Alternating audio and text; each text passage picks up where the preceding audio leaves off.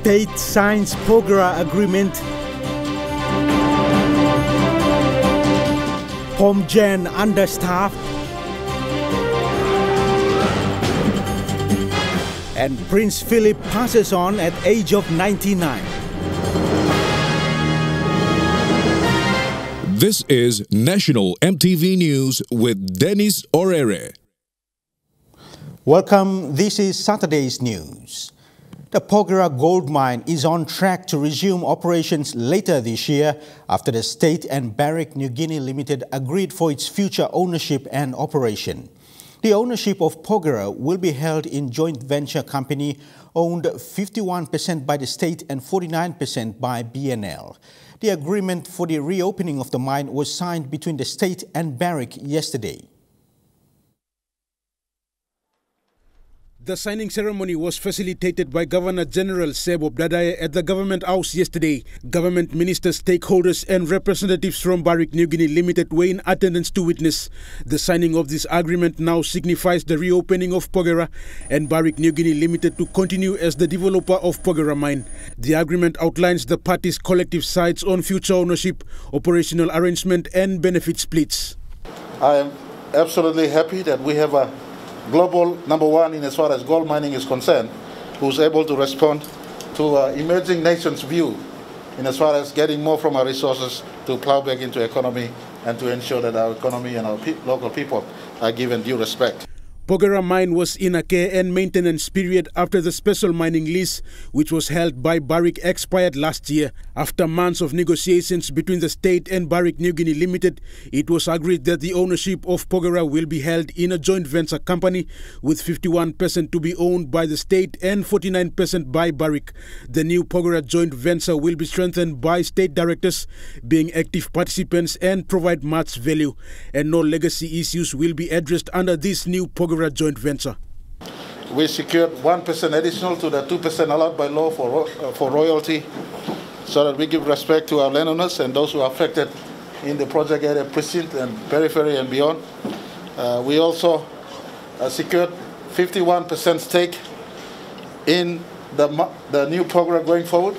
Have a commitment as foreign investors in your country to develop the skills of young people, to be a real partner in the economic development of a country. The framework agreement also provides for BNL to finance the capital required to restart the mine. This also includes an increase in the equity allocated to customary landowners and the state to retain the right to acquire the remaining 49% of the mine from Barrick at fair market value after 10 years.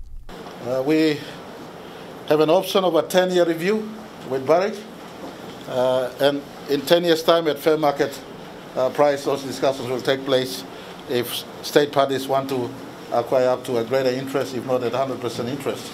Then those options will be exercised 10 years from now. But we also worked out the economic split so that we would share in the economy of the mine on a 53 in favor of the PNG group and 47 in favor of the investors. Mining Minister Johnson Tuke, after signing the agreement on behalf of the state, acknowledged Barrick for their understanding towards the state. He further thanked the landowners of Porgera who have looked after the mine during its closure. Going forward in the new Porgera mine, we have development forum which is still outstanding. We have MOA which is still outstanding. So that's up to the government and my department to mitigate through that. So this agreement gives us the leadway to go into this negotiation. Rayon Lakingu National, EMTV News. Mining Minister Johnson Tuke has announced the government's plan to provide a new special mining lease for the Wafi-Golpu mine project. He says they are planning to get this done before the 2021 political calendar ends.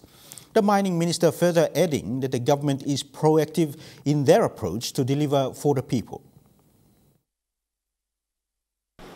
At this juncture, let me also announce that Wafi-Golpu is the next project where this government is looking forward to endorse before its term expires. Hopefully, in the course of this political year calendar, I will endorse or grant a license SML to Wafi Golpu. And let me say this to the media so that Papua New Guineans can understand that this government is proactive in its approach. This government is proactive in committing itself to deliver what it has meant to deliver. So Wafi Golpu, irrespective of the court proceedings, the manner is more or less uniform. The Port Moresby General Hospital is facing staff shortage issues in the midst of the COVID-19 crisis after over 150 staff members tested positive for COVID-19 in recent weeks. Apart from COVID-19 cases, patients of other diseases and sicknesses at the hospital also require specialist care, which is a huge challenge for the hospital now. Due to these challenges, the hospital has been forced to transfer some of its services to the Tauranga Aquatic Centre under special arrangements. The Port Moresby General Hospital is the major referral hospital in the country, providing general health care services as well as specialist care. This year, especially within the last month when PNG has experienced a spike in reported COVID-19 cases, the hospital has been facing major challenges in relation to its staff capacity amidst increasing demand for health care. We had over 150 of our staff that went down with COVID, mostly in the emergency department. So here you can see a scenario where more loads are coming in, but the staff numbers are reducing. So the staff has been stressed to the limit. Thankfully, none of them are in the severe category that many of them have returned to work after 2 weeks of isolation, 10 days or so. And staff shortage is a concern to us. The Tauranga Aquatic Centre, which has recently been used for COVID-19 drive-through testing and other emergency use purposes in PNG's response to the COVID-19 pandemic, will now be used by Port Moresby General Hospital to cater for the increasing demand and challenges that go with it. With the agreement that we have signed with the NCDPHA, Central St. John's Ambulance, we will open up Tauranga Aquatic Centre as an extension of Port Moresby General Hospital. As I speak, the Ward 1D patients have been moved across to Tauranga Aquatic Centre. We are having a medical roster plus a nation roster to support that place. The objective here is for PMGH to return to full normal services. TB will continue to stay, malaria will continue to stay, asthma, diabetes patients and heart patients, they have not been able to visit our consultation clinics. So we want to go back to providing normal services. After more than 8,000 doses of AstraZeneca vaccine arrived from Australia and 132,000 more doses expected from India in the coming week, frontline health workers in the country who are required to take the vaccine have had mixed reactions about it. But according to Dr. Molumi, after consultation with nurses and other frontline health workers, especially at PMGH, who have raised concerns regarding the vaccine, he hopes that the vaccination rollout for frontline health workers at the hospital will be successfully implemented. Yes, it's important to, of course, vaccination is voluntary, but we have been getting vaccinations all our lives. We've been getting measles, we've been getting polio, we have been getting TB vaccine, we have been getting so many vaccines that we have been getting since childhood. So most of us are still surviving because of that vaccination program, which we get it when we were small and up to now. So this vaccination is no different to that. Yes, it's no different. It's similar to any other vaccines that we have been getting. You're watching National EMTV News. More of the day's stories after the break. Stay with us.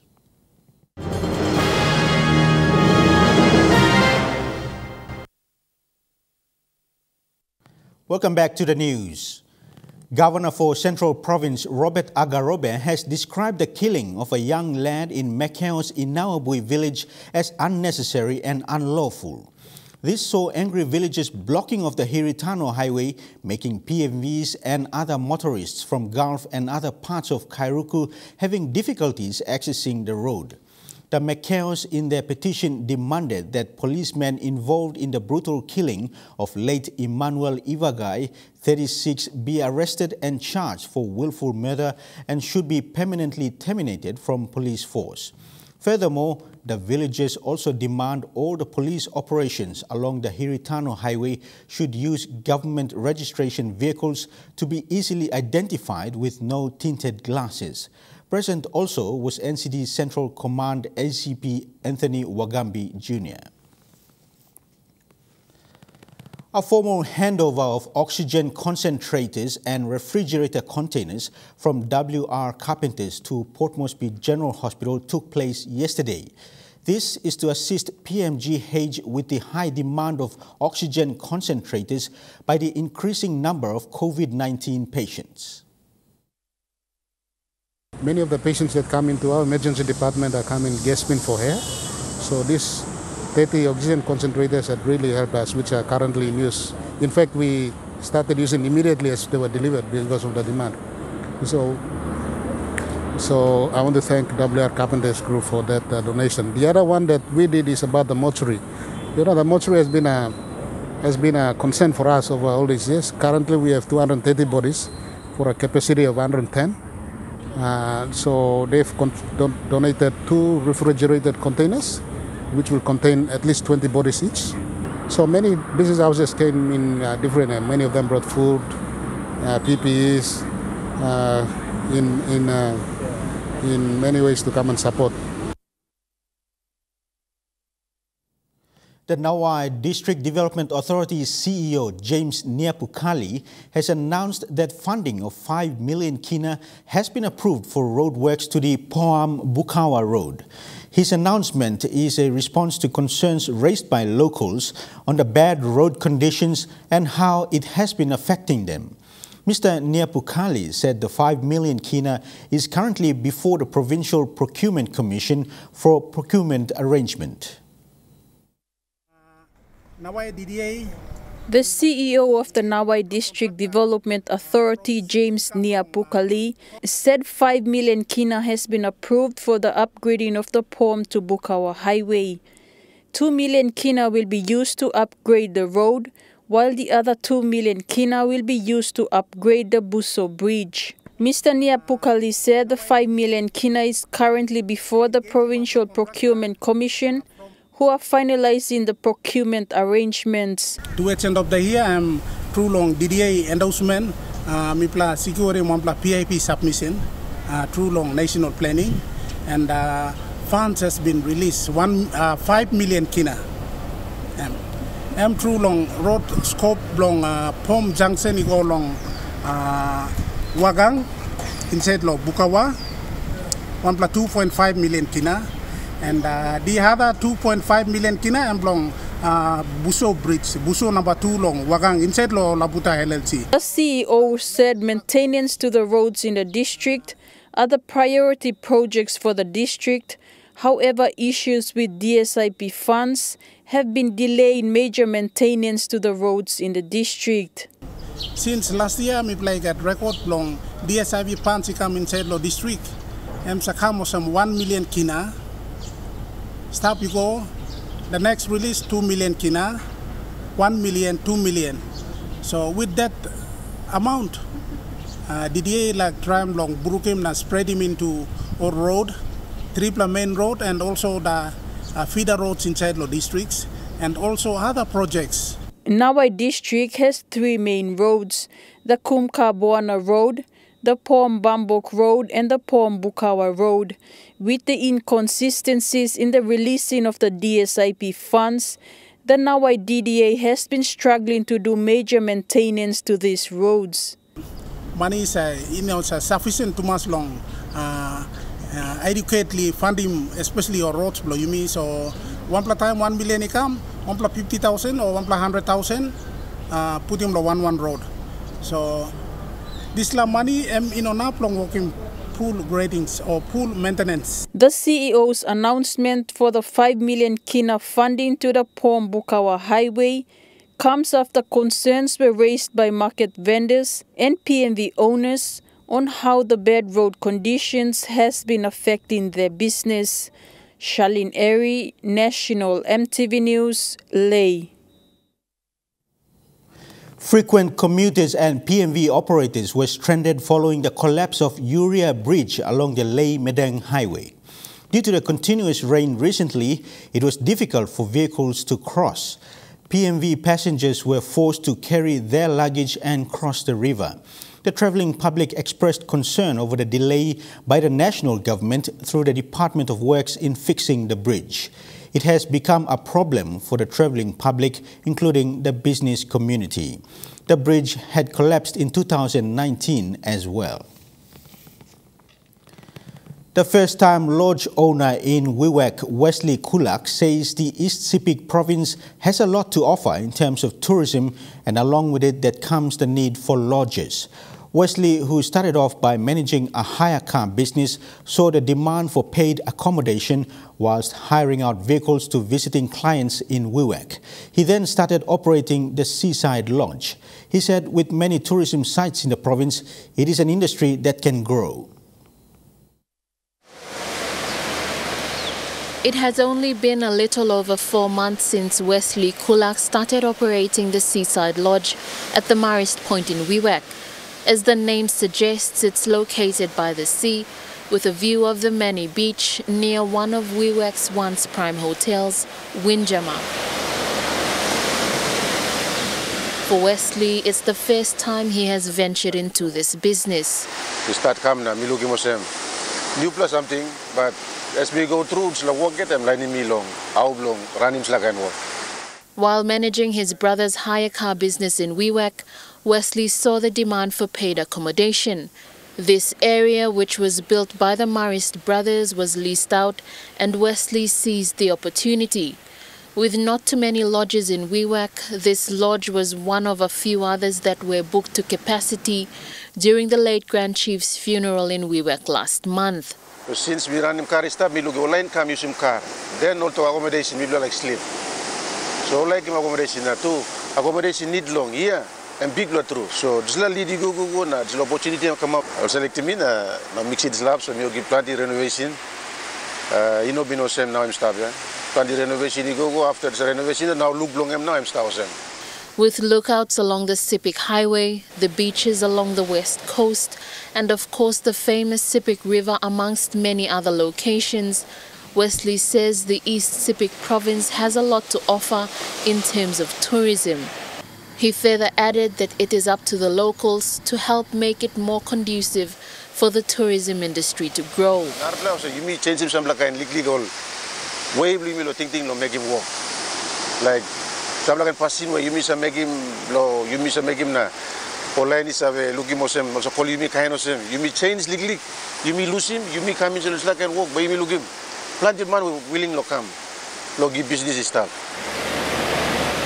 Lucy Kopana, National EMTV News. A final year lands administration and property management student in PNG University of Technology has suffered severe chronic knee problem that is very disturbing to his study. However, this never discourages him to give up on education. Jui Jirabali has been attending classes under conditions of extreme stiffness, pain and swelling to his right knee. He was supported by the use of crutches for mobility. He lives as an example to many Papua New Guineans with disability to never give up education because of disability. Given the current health crisis and underfunded health facilities in the country, including lack of specialist doctors, Jui believes he would be denied a decent treat. He intends to seek medical treatment overseas, and he would seek financial assistance from possible funders. Jui, who hails from Maprik in East Sepik Province, is currently on professional job training program with the Department of Lands and Physical Planning in Port Moresby. True Guys Sports is next. All the details after the break. Stay with us.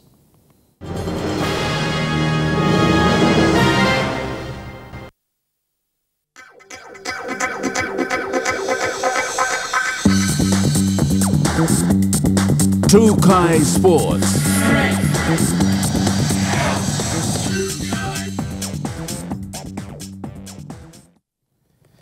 Welcome to Tukai Sports. COVID-19 hasn't been easy on sports. Communication, funding and securing sponsorship, amongst others, are struggles faced by many sporting institutions. And PNG Basketball Federation is no exception. The COVID situation has forced many sporting institutions to tap into areas they've never used before, especially in the use of technology.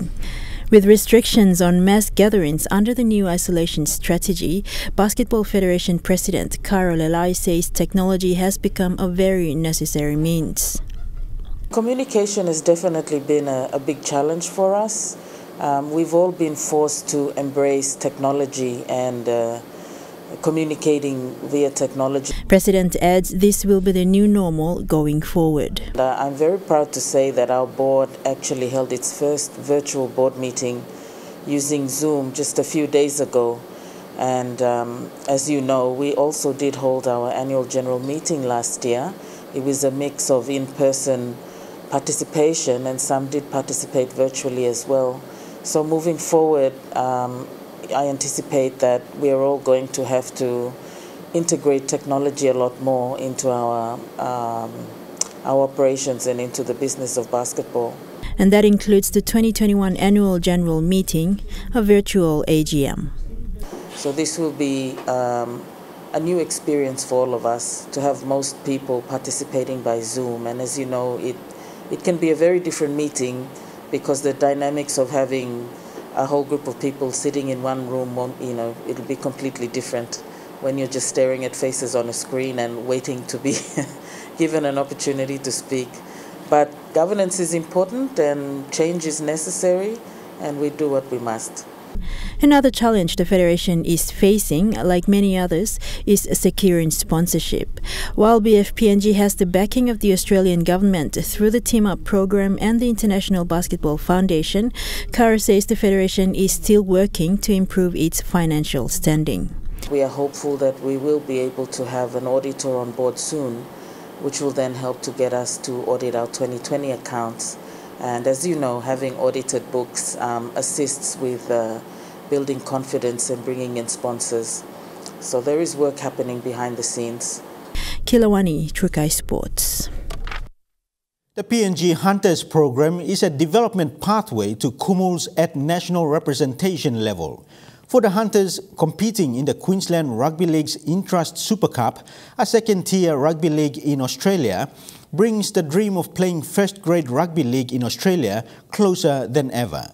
Head coach Matthew Church is playing a crucial role in assisting Hunters' young players in reaching this dream. Yeah, well, part of, I guess, we all know that everyone, players and staff, are making a huge sacrifice to be away from family and country for such a long period of time.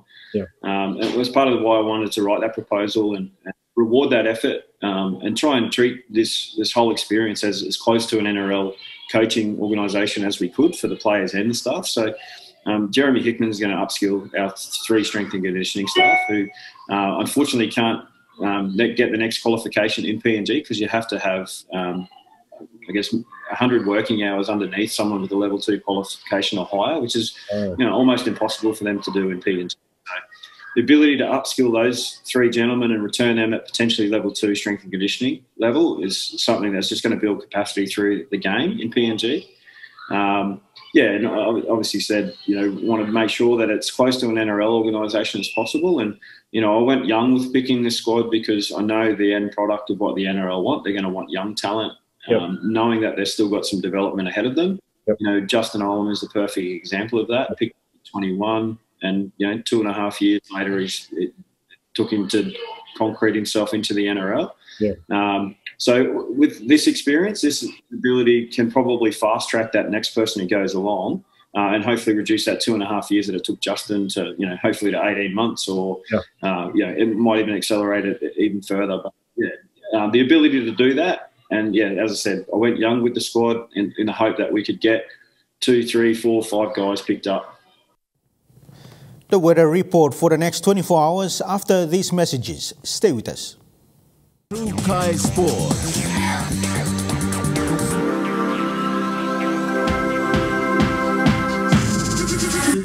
True Kai Sports. This weather update is proudly brought to you by MoneyPlus, with you always. Weather forecast for the next 24 hours. In the southern region, Port Moresby, mostly fine with chance of brief afternoon showers developing. Daru, mostly fine. Kerama, partly cloudy with chance of few showers later today. Alotau, mostly cloudy with chances of a few showers later today. And Popondetta, mostly cloudy with afternoon showers and possible thunderstorms. In the Momasa region, Vanimo, mostly cloudy with some showers and possible thunderstorms. Wewak, mostly cloudy with some showers and possible thunderstorms. Medang, mostly cloudy with possible showers. Ley, mostly fine and partly cloudy. In the New Guinea Islands region, Lorengau, showers and light to moderate. Kavieng, mostly cloudy with some showers. Kimbe, some showers. Kokopo and Rabaul, mostly cloudy with chances of a shower or two. Buka, mostly cloudy with some showers later today. And in the Highlands region, Mount Hagen, morning 4 clearing, then mostly cloudy with few afternoon showers.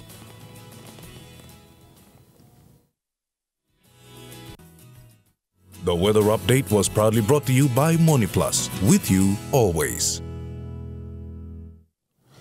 And that's the news, sports and weather for Saturday, the 10th of April 2021. Pleasant viewing, be safe, bye for now.